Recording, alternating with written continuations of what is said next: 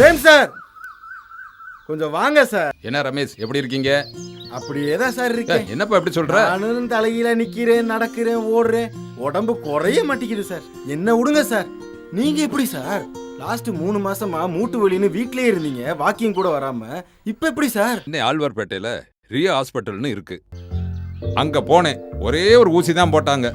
ஒரே ஒரு ஊசியா? ஆமாப்பா. அம்மாக்கு ரொம்ப நாளா மூட்டு வலி சார், எங்க போயும் குணப்படுத்த முடியல சார். கண்டிப்பா நீங்க போன ஆர்த்தரைட்டிஸ் கிளினிக்கு எங்க அம்மாவை கூட்டு போறேன் சார். உடனே ரியோ ஹாஸ்பிட்டலுக்கு போய் பாருங்க. மூட்டு வலிக்கு ஒரு முற்றுப்புள்ளி, மருத்துவ உலகில் ஒரு புரட்சி, அறுவை சிகிச்சையே இல்லாத PRP சிகிச்சை. ரியோ எலும்பியல் சிறப்பு மருத்துவமனை, TTK சாலை, ஆழ்வார்பேட்டை, சென்னை 6,18,000. செல் எண் 9884488288. மேடம் வணக்கம். வணக்கம். ரொம்ப மகிழ்ச்சி உங்களை சந்திச்சதுல. நீங்க நேரம் கொடுத்ததுக்கு ரொம்ப நன்றி. உங்களை நீங்க அறிமுகப்படுத்திக்கோங்க, அதற்கடுத்து நான் கேள்விகள் கேட்கிறேன். என் பெயர் லக்ஷ்மி. நான் ஒரு சமூக ஆர்வலர். ஒரு பெண் சார்ந்த தொண்டு நிறுவனத்தில் நான் இருக்கேன். நிறைய சோஷியல் சர்வீஸ் பண்ணிகிட்ருக்கோம். அது தவிர்த்து நான் ஒரு பயிற்சியாளர், மோட்டிவேஷ்னல் ஸ்பீக்கர். ஸோ இப்போ நம்ம ஒரு முக்கியமான ஒரு இன்றைக்கு நிலையை பற்றியான ஒரு சீரியஸான ஒரு விஷயம் அதை பற்றி பேசலான்னு முடிவு பண்ணியிருக்கேன். கண்டிப்பா மேடம். சமீபத்துல நிறைய இஷ்யூஸ், பாலியல் சீடல்கள் தொடர்பாக கிருஷ்ணகிரியாக இருக்கட்டும், இல்லைன்னா கொல்கத்தாவாக இருக்கட்டும், தொடர்ச்சியாக வந்துட்டே இருக்குது. ஸோ அது சார்ந்த கேள்வி தான் நான் முன்வைக்க போறேன். உங்களுக்கே தெரிஞ்சிருக்கும். ஸோ நீங்க ஒரு மென்திறன் பயிற்சியாளரா இருக்கிறீங்க, நீங்க இதை எப்படி பாக்குறீங்க? இது நான் ஒரு விஷயம் பகிரணும்னு நினைக்கிறேன். பெண் விடுதலை பெண் விடுதலைன்னு பல காலமா நம்ம பேசிட்டு இருக்கோம், பாரதியாருக்கு முன்னாடியிலேருந்து. சரிங்களா? ஸோ பெண் விடுதலை அது என்னன்னே தெரியாம தான் நம்ம பண்ணிட்டு இருக்கோமோ அப்படின்ற ஒரு சந்தேகம் எழுது. எங்க போச்சு பெண் விடுதலை? பெண்ணுக்கு விடுதலைன்றது இருக்கான்னு தோணுது. மரணம் ஒன்றுதான் விடுதலைன்னு தோணுது. அந்த அளவுக்கு ஒரு கேவலமான ஒரு சூழ்நிலையை நம்ம சமுதாயம் நமக்கு கொடுக்கிறதா அப்படின்ற சந்தேகம் எழுது. இதுல பெண்களை மட்டும் குறை சொல்லும் ஒரு கும்பல் இருக்கு. பெண்கள் அப்படி இருக்காங்க, இப்படி இருக்காங்கன்னு. நான் என்ன கேட்கிறேன், ஒரு சேவை செய்ய வந்த ஒரு மாணவி, மருத்துவ மாணவி, அவர் சேவை மனப்பான்மையோடு சேவை செய்ய 36 மணி நேரம் சேவை செஞ்சாரா, இல்ல அவருக்கு அந்த இன்பம் சுகம் வேணும் என்பதற்காக அவர் அங்க படிக்க வந்தாரா? இத யோசிக்கணும். மக்கள் இன்றைக்கு மனநிலை மோஸ்டா நிறைய வயலன்ஸ், வன்முறை அதிகரிச்சிடுச்சு. சும்மாவே ஒரு ஃப்ரெண்டுக்குள்ள ஒரு சண்டை, அவனை கொன்னே போட்டுடுறான். ஒரு பொண்ணு பிடிக்கலன்னு சொன்னா அவளை கொன்னுடுறான். இது இன்னைக்கு நடக்கல. நம்ம ராமாயணம், மகாபாரதம், புராணங்கள் நடந்ததோ இல்லையோ அதை ஆராய நாம வரல. பெண்களுக்கு என்னைக்குமே சீதை தீ குளிச்சான்றாங்க.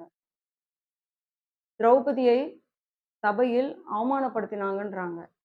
ஸோ யார் வருவா காப்பாத்த பெண்ண? பெண் தான் தன்னை காப்பாத்தி கொள்ள வேண்டும். பெண் எவ்வாறு காப்பாத்தி கொள்ள முடியும்? டெக்னாலஜி வளர்ந்துடுச்சு, எவ்வளவோ நம்ம பேசுறோம், நமக்கு செயலிகள் இருக்குன்றோம், எவ்வளோ விஷயங்கள் நம்ம பண்றோம். நிறைய இப்ப சட்டங்கள், சட்ட திருத்தங்கள் கொண்டு வந்து போக்சோன்றாங்க. அப்புறம் ப்ரிவென்ஷன் ஆன் செக்ஷுவல் ஹாராஸ்மெண்ட்னு ஒரு சட்ட திருத்தம் கொண்டு வந்திருக்காங்க. 2013 அது இருக்குன்றாங்க. ஸோ இவையெல்லாம் இருந்தும் பெண்ணின் நிலை மோசமான, கவலைக்கிடமான அவல நிலையில் உள்ளது என்பது மனது கனமாக்குது. ஒரு நாளும் ஒரு பெண் குழந்தை வெளியில போனா அவ நல்ல முறையில திரும்பி வீட்டுக்கு வருவாளான்ற பயத்தை உண்டாகுது. சமூகத்துல பெண்களுக்கு அப்ப என்ன இடத்துல வச்சிருக்காங்க நம்மள? ஒரு பெண்ணா நான், எனக்கு சேஃப்டி முக்கியமா இல்லையா? வெளில போனா நான் சேஃபா வருவேனா?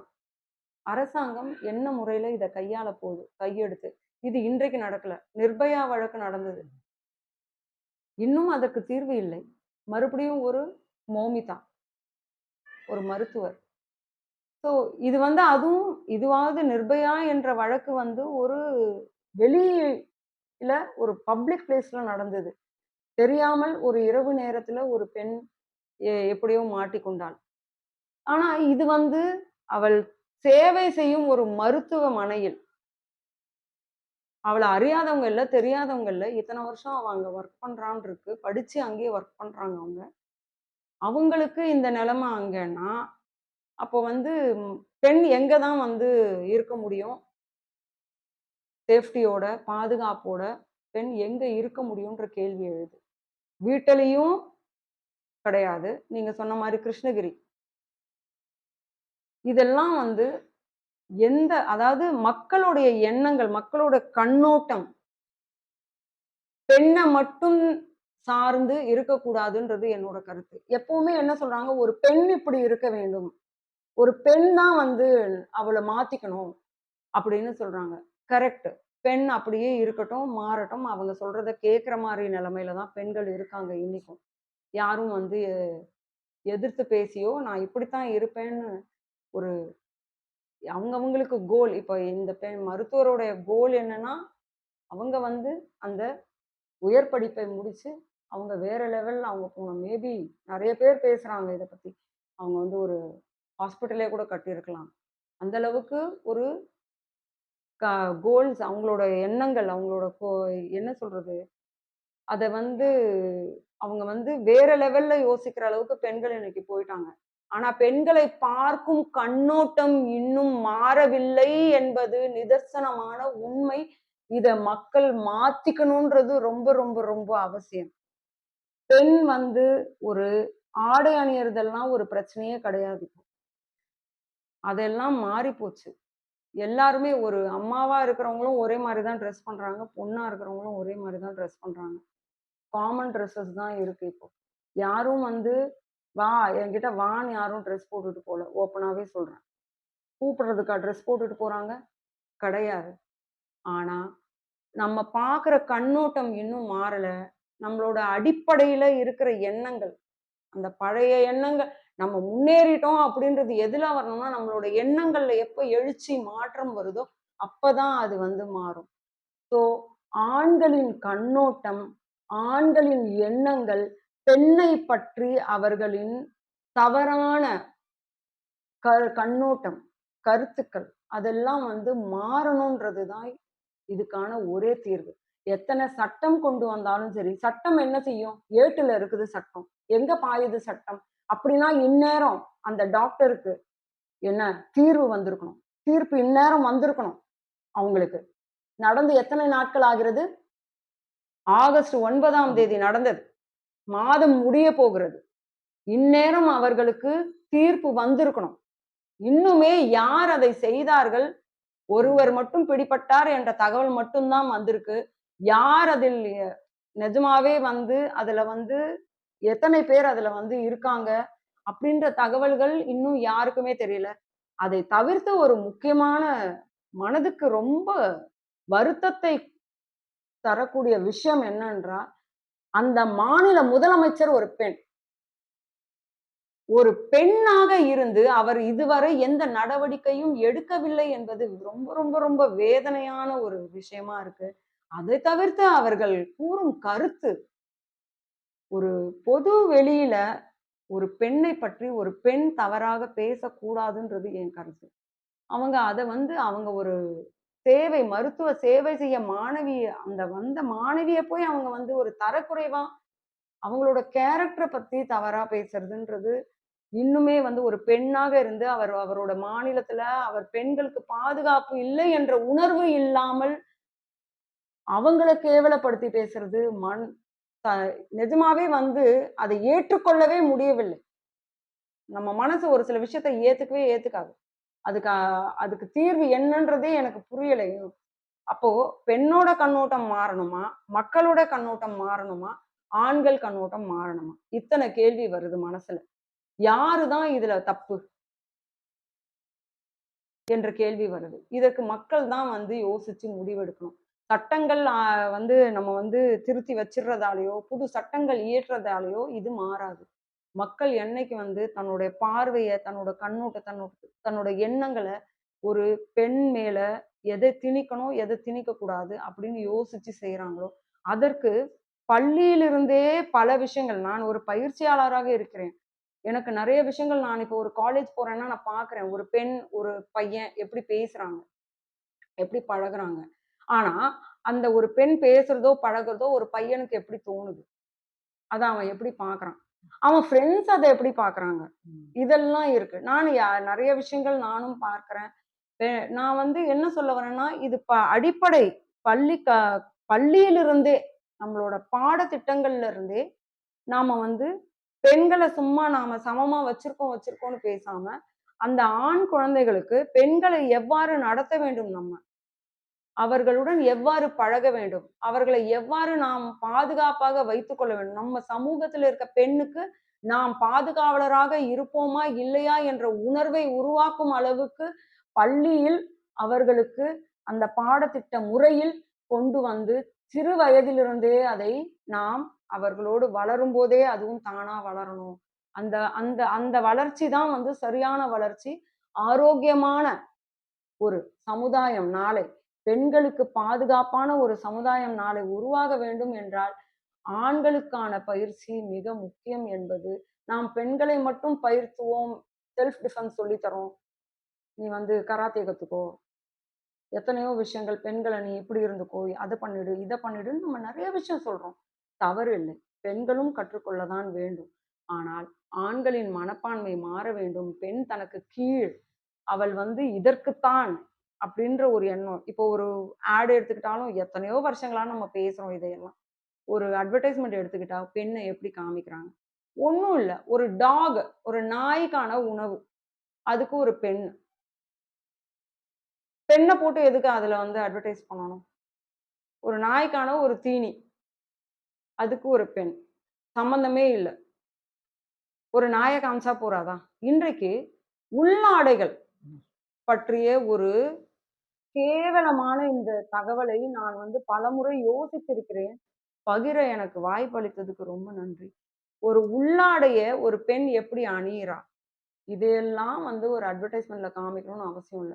இதுதான் உடை, இதுதான் நாங்க சேல்ஸ் பண்றோம் அப்படின்னு சொன்னாவே போதும்.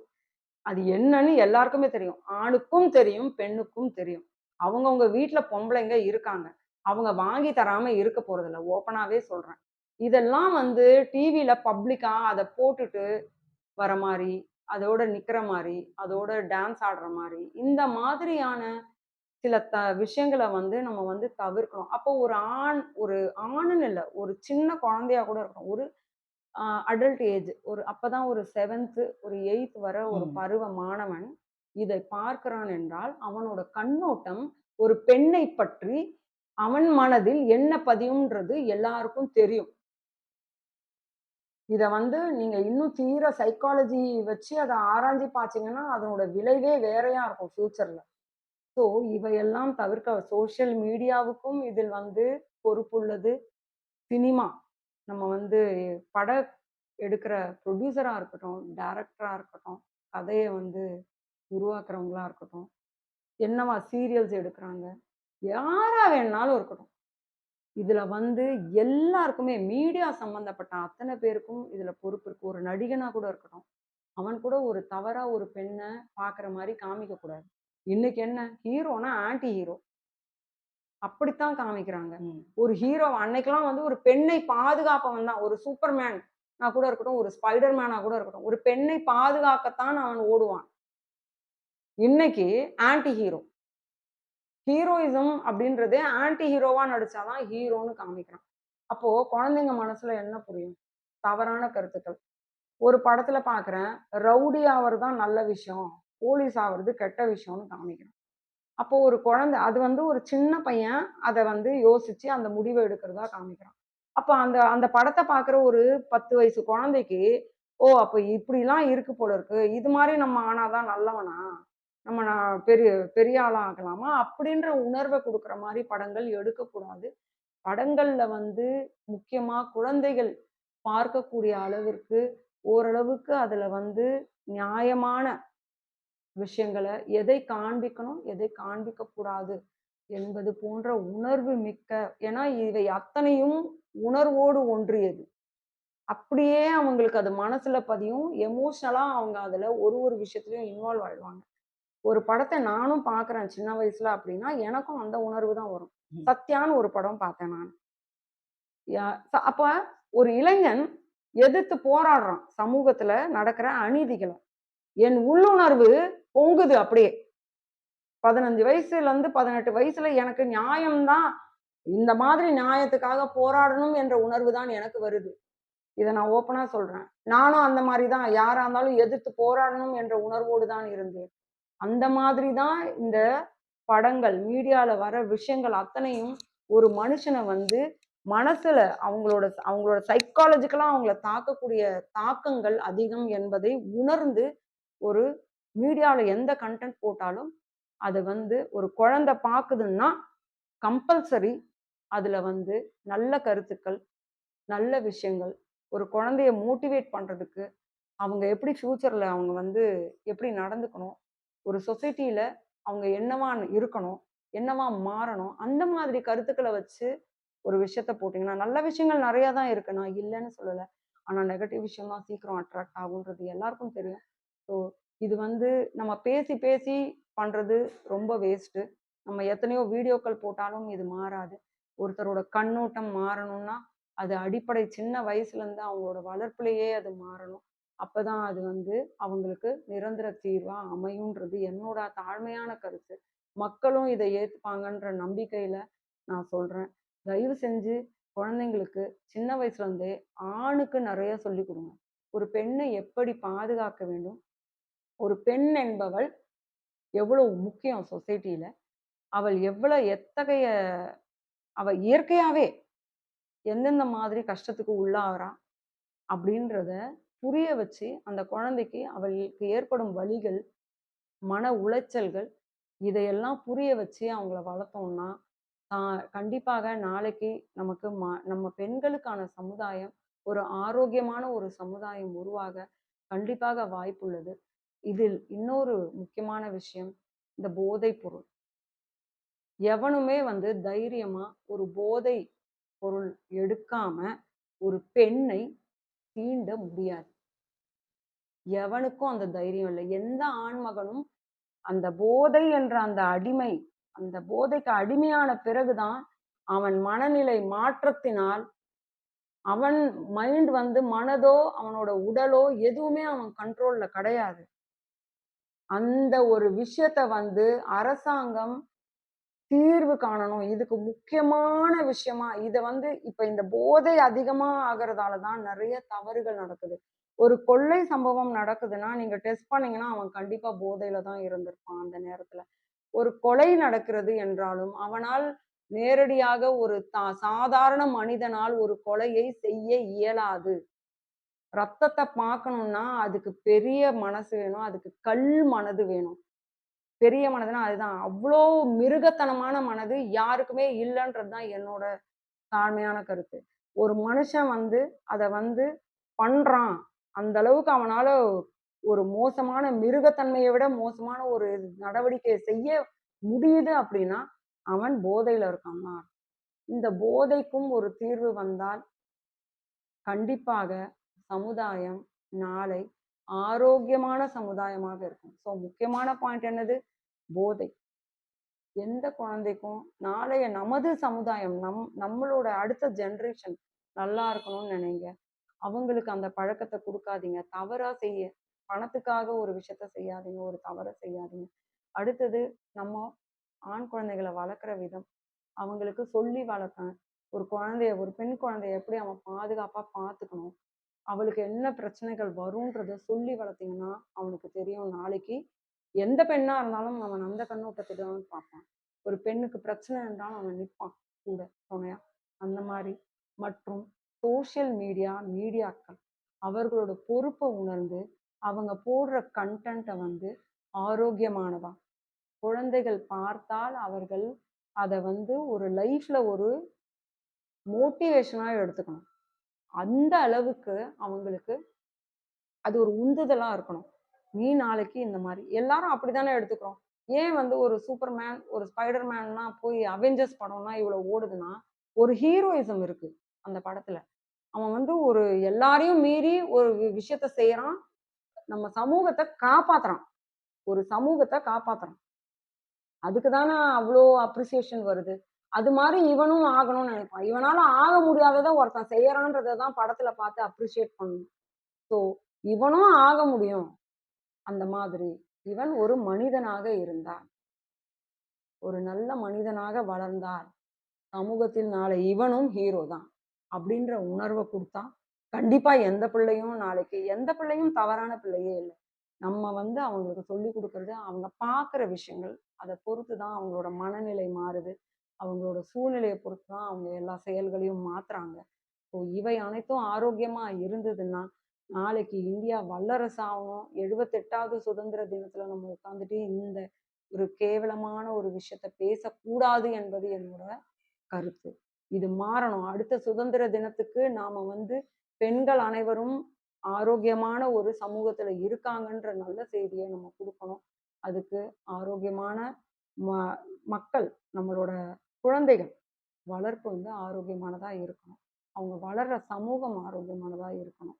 இவை அனைத்தும் நடந்தால் எல்லாமே நன்மை. நாம் என்ன பேசினாலும் சரி, என்ன வீடியோ போட்டாலும் சரி, அது பாதிப்பை ஏற்படுத்தாது.